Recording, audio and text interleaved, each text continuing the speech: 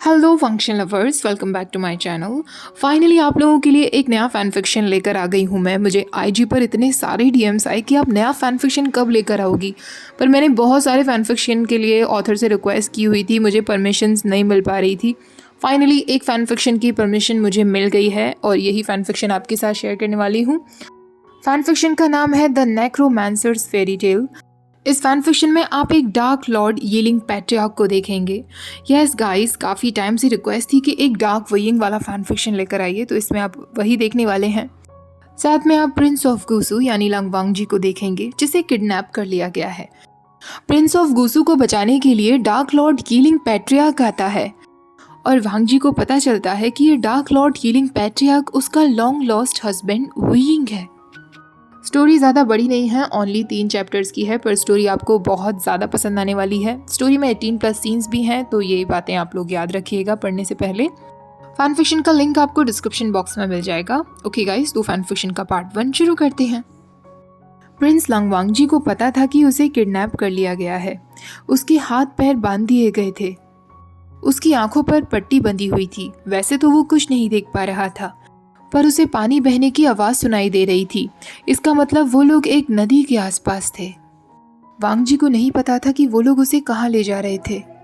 वांगजी गोसू में अपनी archery class में था, तभी वहां वो किडनैपर्स पहुंच गए थे और यंगेस्ट आर्चर की गर्दन पर तलवार रखकर उन्होंने वांगजी को धमकी दी थी कि अगर वो उनके साथ नहीं गया तो वो उस आर्चर की जान ले लेंगे। लांगवांगजी हमेशा से ऐसा ही था, उसे कभी भी अपनी जान की परवाह नहीं होती थी। शिचैन उसे हमेशा समझाता था, तुम गुसू के प्रिंस हो, तुम कोई मॉन्क नहीं हो, तुम अब वो नहीं रहे हो जो तुम कभी हुआ करते थे। अपना ख्याल रखा करो वांगजी, अपने लिए नहीं तो कम से कम हमारे किंगडम के लिए। किडनैपर्स वांगजी को किडनैप करने के बदले में फिरौती लेना चाहते थे, पर किससे और वो लोग फिरौती में क्या चाहते थे, वांगजी को इस बारे में अभी कुछ नहीं पता था। तभी वो सुनता है कि किडनैपर्स में से एक आदमी क्रोज सर्कलिंग को लेकर और डार्क क्लाउड्स को लेकर कुछ बातें करता है और सारे घोड़े अचानक से रुक जाते हैं। वांगजी को इससे अच्छा मौका नहीं मिल सकता था। जिस घोड़े पर वो वांगजी को ले जा रहे थे वो उस घोड़े से तुरंत कूद जाता है। वो लोग अपने वेपन्स का इस्तेमाल करते हैं, पर वांगजी रोल होते हुए दूसरी साइड चला जाता है और भागने लगता है। वांगजी पानी से बनी एक घाटी के किनारे आकर रुक जाता है। वांगजी सोचने लगता है अगर वो कैसे भी इस घाटी को पार कर लेता है तो वो उन किडनैपर्स से बच जाएगा। दूसरी तरफ वो किडनैपर्स बार बार उस पर एरो चला रहे थे। एक एरो आकर उसके घुटने पर लगता है और वो दर्द से चिल्लाने लगता है। वो अपने दर्द को भुलाते हुए भी उस घाटी को पार करने की कोशिश करता है। तभी वो एक चीखने की आवाज़ सुनता है। जब वो ऊपर आसमान की तरफ देखता है तो आसमान में हज़ारों से भी ज़्यादा क्रोज आ गए थे जो ज़ोर ज़ोर से चिल्ला रहे थे। उन सब ने मिलकर आसमान में एक डार्क क्लाउड बना लिया था। तभी वांगजी को उन क्लाउड्स में से एक ग्रीन कलर की लाइट दिखाई देती है। उस लाइट में से वो 4 लोगों को देखता है जो हॉर्सेस पर थे और उनके बीचों बीच एक आदमी खड़ा हुआ था। वो आदमी काफ़ी लंबा था, उसके ब्रॉड शोल्डर्स थे, उसकी बॉडी नैरो थी। उसने एक ब्लैक कलर का क्लोक पहना हुआ था। उसके बाल बहुत लंबे थे जो खुले हुए थे। अपने राइट हैंड में उसने एक फ्लूट पकड़ी हुई थी। उस टॉल मैन को देखने के बाद वांगजी धीरे धीरे अपने पैरों पर उठने की कोशिश करता है। उसके लेग्स बुरी तरह कपकपा रहे थे।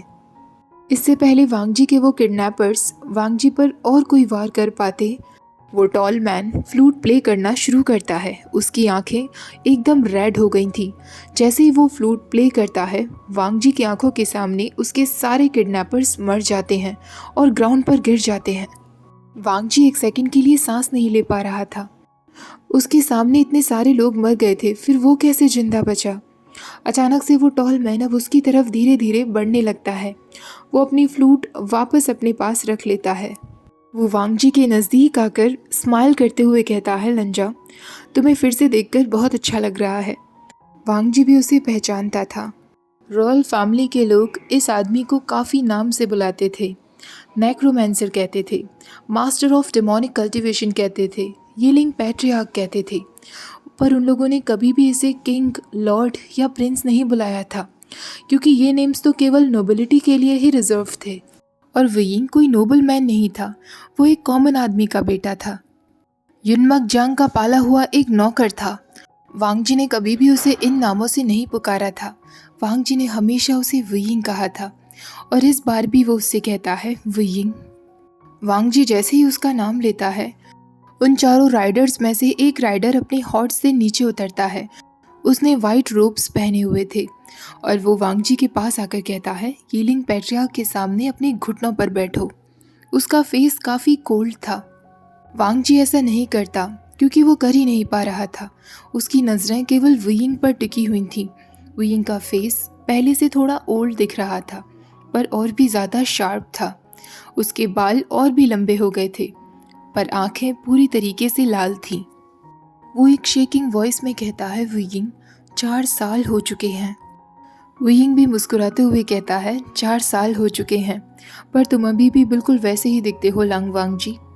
तभी वुयिंग की नज़र वांग जी की बॉडी पर जाती है, जो काफ़ी डर्टी हो गई थी। वो वांग जी से कहता है, पहले से थोड़े से डर्टी हो गए हो।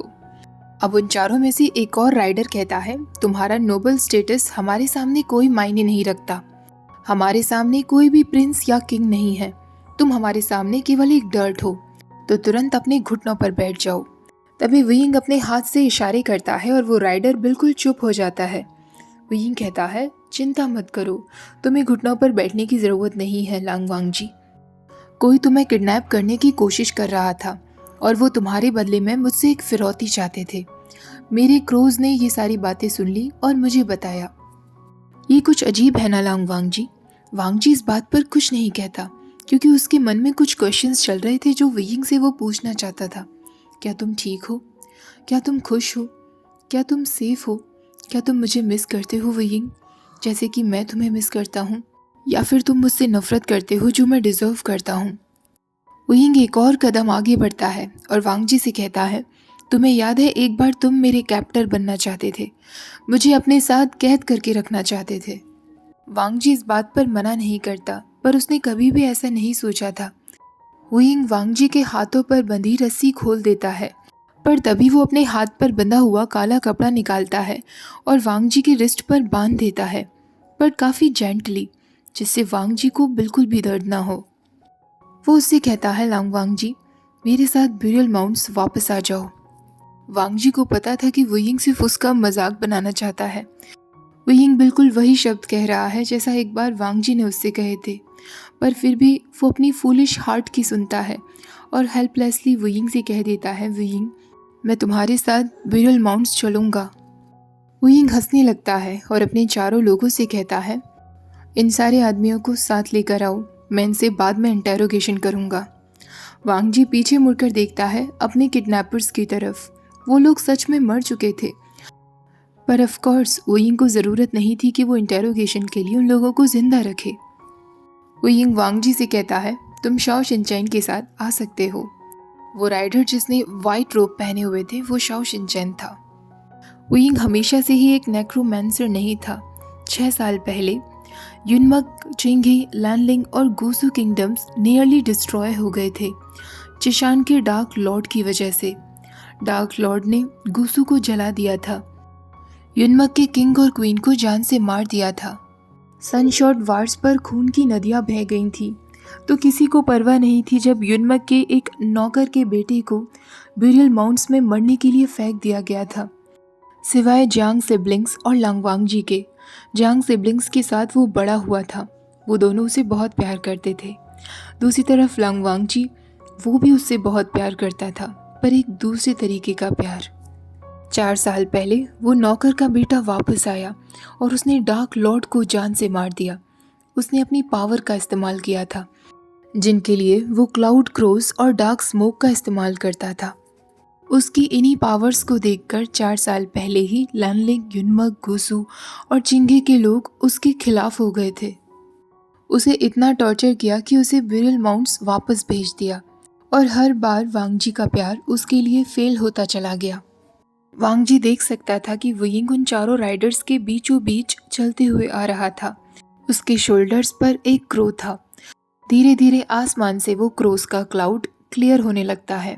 रात का वक्त हो चुका था। वुयिंग की स्किन उस चांदनी रात में एक पर्ल की तरह चमक रही थी। वांग जी को बाद में पता चलता है शाओ शिनचैन एक ब्लाइंड राइडर था। उस रात वो देर रात तक राइडिंग करते हुए एक जंगल में आते हैं। उस जंगल में चारों तरफ अंधेरा था और धुआं था। वो लोग एक पैलेस की तरफ आते हैं जो बर्ड्स की स्कल से बना हुआ था। उसमें डार्क फ्लावर्स की डेकोरेशन हो रही थी और जगह जगह ब्लैक स्मोक थी।